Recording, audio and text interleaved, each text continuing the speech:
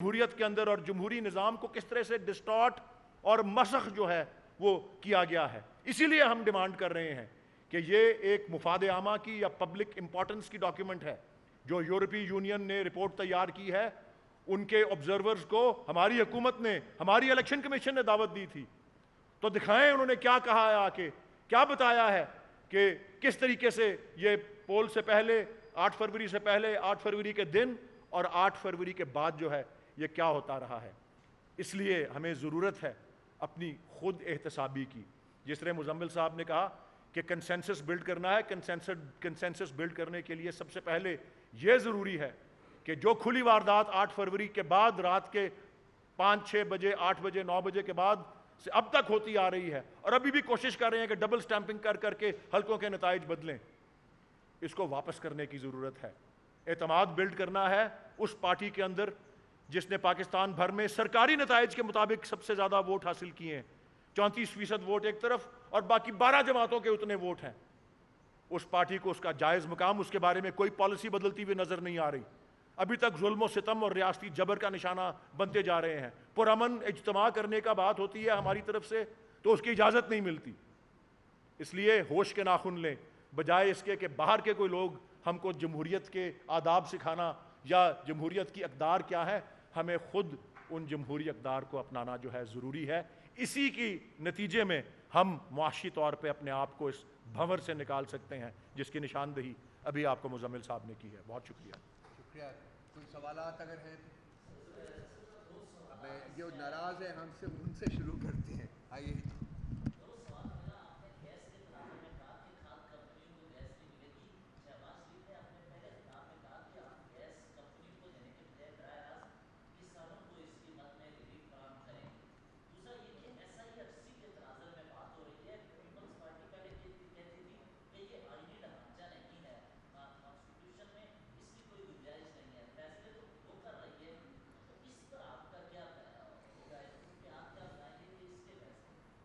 देखें जी, सबसे पहले तो शहबाज शरीफ के रिलीफ से अल्लाह बचाए, ठीक है ना।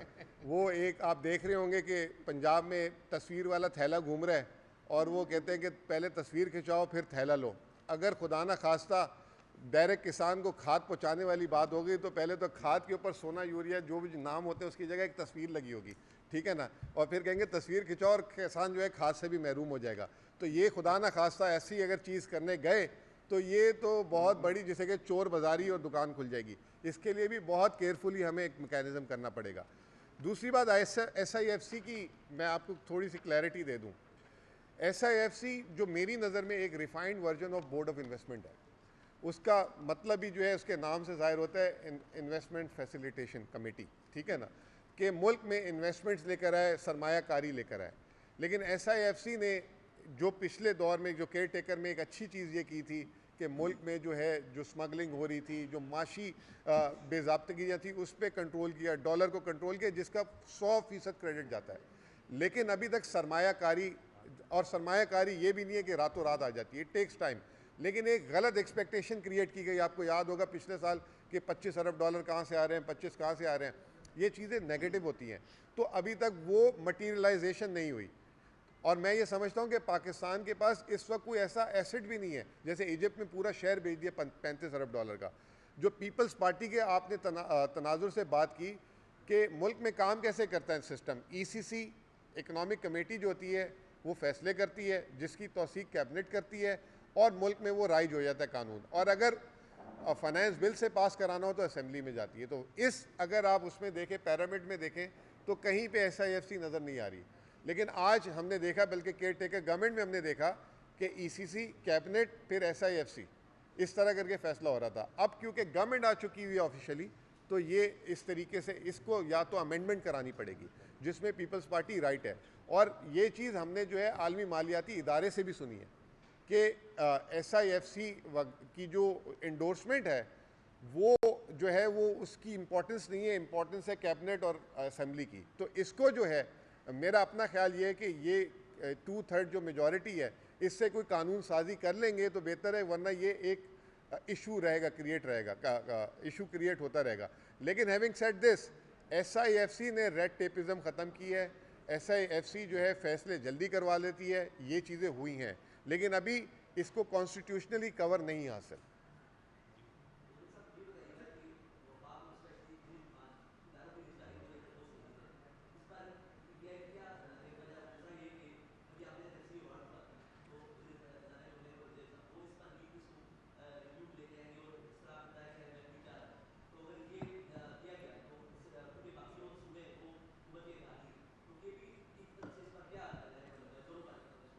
देखें जी, सबसे पहले तो जो निचकारी के वज़ीर हैं अलीम ख़ान साहब, वो जो निचकारी की कमेटी थी उसके चेयरमैनशिप तो फॉरेन मिनिस्टर को दे दी गई।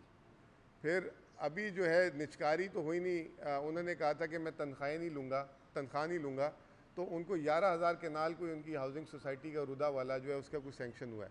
तो अब निचकारी पे तो उनका कोई अभी तक कोई स्टेटमेंट ही नहीं सुना हमने कि क्या निचकारी उन्होंने करनी है, क्या क्या उनके प्लान्स हैं, ना उनकी कोई प्रेस कॉन्फ्रेंस सुनी। वो जो है शहबाज शरीफ साहब ही कर रहे होते हैं, इसहाक डार साहब ने ले ली। तो अब वो नाम के बनाए गए हैं, नाम और काम दो चीज़ों में फ़र्क होता है। तो अभी तक तो कोई सामने चीज़ नहीं आई। अभी निचली PIA बेचेंगे, PIA को होल्डिंग कंपनी में कन्वर्ट कर दिया गया, ठीक है। अब देखते हैं कि अब PIA कितने में बिकती है। इंडिया में जो है इंडियन एयर को जो है टाटा ने वापस लिया था, उसने 1 साल में निचकारी के फ़ौरन बाद 500 जहाज़ का ऑर्डर दिया। तो इस वक्त PIA के पास जो है ना, आप जहाज़ गिन लें कितने हैं। तो ये देखते हैं कि वो निचकारी सिर्फ ऐसे सौदा लिखवाने वाली होगी या बाकायदा जिस तरीके से इंडिया में या कहीं हो रही है कि पाकिस्तान में इतने वो जहाज़ लाएंगे। ये दूसरा एयरपोर्टों की बात हो रही है, एयरपोर्टों से भी कोई इतनी वो आउटसोर्सिंग की बात हो रही है, उसकी निचकारी की बात नहीं हो रही।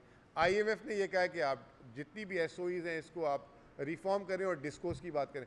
तो पाकिस्तान बेचेगा क्या? इस वक्त मेरे पास मुझे कोई चीज़ बेचने के लिए नज़र ही नहीं आ रही ख़ास, जिससे अब इजिप्ट ने पूरा शहर बेचा $35 अरब का UAE को। तो अब हम देखते हैं आने वाले दिनों में कि क्या चीज़ जो है क्रिएट होती है या क्या टारगेट्स हैं। जो पिछले साल हमने सुने थे 25 अरब 30 अरब पता नहीं, उनमें से तो उसका जो है ना 1% भी नहीं आ सका।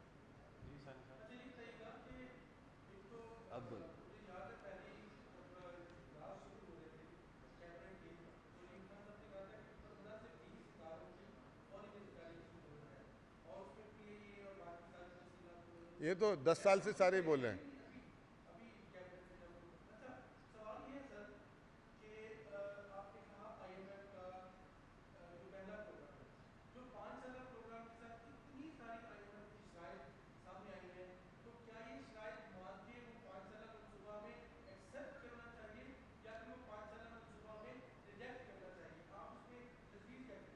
देखिए, बात यह है कि ये जो प्रोग्राम जो है इसकी जो वो खदोखाल देते हैं और जो वो शराइत रखते हैं, उसको जो है हमें, क्योंकि हमें फाइनेंशियल इमरजेंसी तो है, उसकी चक्कर में कहीं हम ये ना हो कि सारी चीज़ें हम हाँ कर दें, कहीं ये ना हो कि वो हमारे गले का हार बन जाए।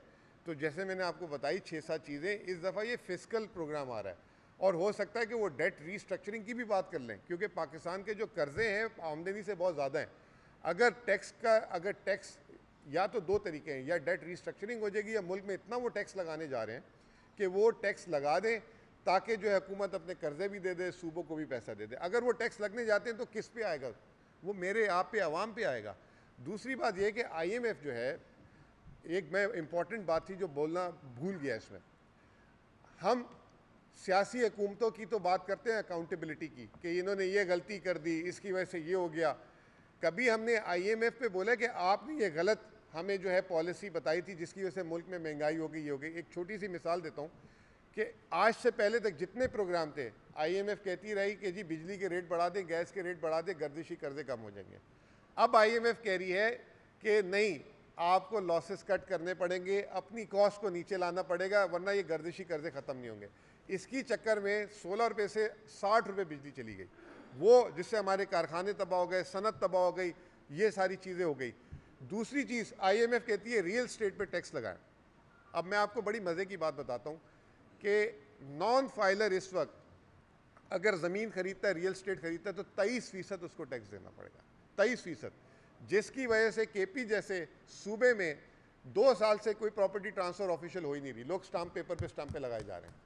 तो इधर IMF ने टैक्स बढ़वा दिया कि जी हुकूमत को आमदनी होगी, अब वफाकी हुकूमत को भी लॉस हो रहा है, सूबाई हुकूमत को भी लॉस हो रहा है। तो IMF से आंखों में आंखें डाल के उनसे डिबेट करनी होगी, बजाय आप उनकी डिक्टेशन ले लें और उस डिक्टेशन पे वो कर दें और फिर आपका मुल्क जो है उल्टा और चोक हो जाए।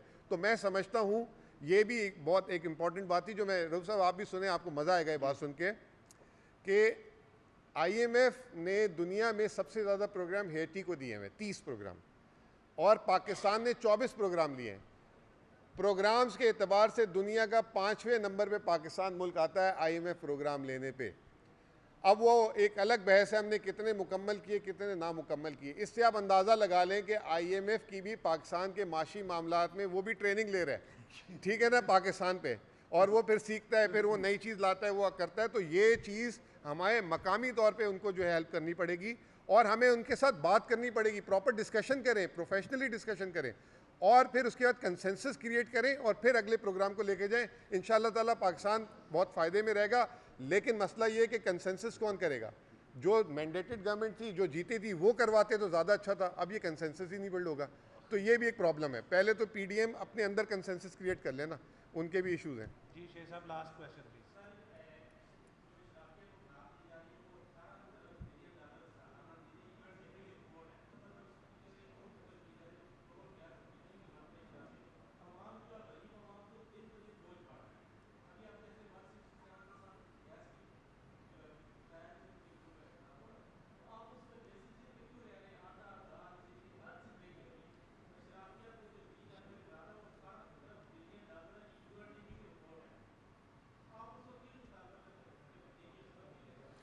देखें, इस वक्त मसला ये है ना कि पाकिस्तान में आप जो भी सरमायाकारी, अभी जैसे अभी हम SIFC की भी बात कर रहे हैं, अब हम सऊदी इन्वेस्टमेंट की बात कर रहे हैं, तो वो सबसे पहले कहते हैं हम पाकिस्तान में उस वक्त आएंगे जब आप हमें टैक्स फ्री कर देंगे।